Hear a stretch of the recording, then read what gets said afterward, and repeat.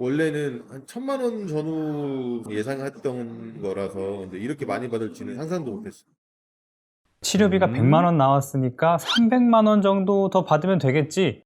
만약 지금 이런 생각을 하셨다면 죄송하지만 여러분은 보험사 좋은 일만 시켜주고 계신 겁니다.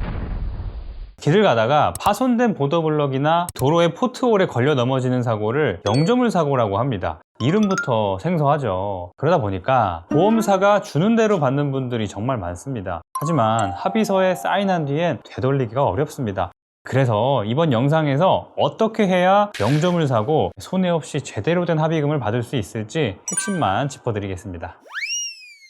단순히 병원비의 위자료 조금 얻는 식의 계산법은 경미한 사고에나 해당되고요. 골절이나 인대 파열로 수술까지 하셨다면 일시수입액이란 걸 반드시 기억하셔야 됩니다. 일시수입액이 뭐냐면요, 사고로 인한 후유증 때문에 미래에 발생할 소득 감소분을 말하는데요. 쉽게 말해서 내가 다쳐가지고 향후 일정 기간 동안 노동 능력이 감소될 거잖아요. 이거에 대한 보상이라고 생각하시면 돼요. 이 부분이 합의금에서 가장 큰 부분을 차지합니다. 그리고 위자료도 후유장애 정도에 따라서 금액 자체가 달라진다고 보시면 돼요. 지금 말씀드린 일시수입액이 합의금을 얼마나 바꾸는지, 얼만큼 올리는지 실제 손목골절 피해자의 사례를 통해서 보여드리겠습니다. 대리운전 업무 중에 외발 전동휠 타고 가다가 도로 끝차선에서 포토를 미처 못 받고 빠지면서 넘어지게 됐습니다. 사고 며칠 후에 바로 지자체에 접수를 신청했고요. 동시에 업무 중 사고라 산재 신청도 같이 했어요. 인터넷을 통해서 유사 사례 검색하던 중에 보상멘토라는 곳에 연락하게 되었고 상담할 때 친절하게 해주셔서 보상 절차 좀 이해하기 쉬워서 이쪽에 맡기게 되었습니다. 일단 휴업급여는 한 800 한 30 정도 받았던 것 같고 장애급여는 1200인가 그랬던 것 같아요. 산재에서 받은 거 빼고 지자체 보험에서 마지막으로 받았던 게 8400 정도 받았던 것 같습니다. 피해자는 산재에서 장애 12급을 받을 정도로 손목 상태가 좋지 않았습니다. 그런데 보험사에서 검토를 하고 나서 후유장애를 딱 3년치만 인정해 주겠다고 했어요. 그런데 산재에서 받은 장애급여를 공제하고 나면 합의금으로 받을 게 500만 원밖에 안 됐습니다. 이견 차이가 너무 컸기 때문에 대학병원에 가서 재감정을 받으셨고요. 결과는 65세 정년까지 인정되는 영구장애로 판정을 받았습니다.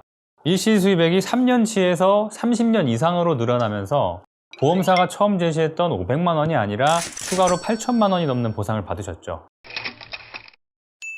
원래는 한 1,000만 원 전후 예상했던 거라서 이렇게 많이 받을지는 상상도 못했어요. 끝까지 최선을 다해서 처리해 주신 게 너무 감사드리고 이렇게 좋은 결과 만들어 주셔서 너무 감사드리고 다음에 주변에 사고 당하신 분 혹시라도 있게 되면은 꼭 소개해 드리고 싶습니다.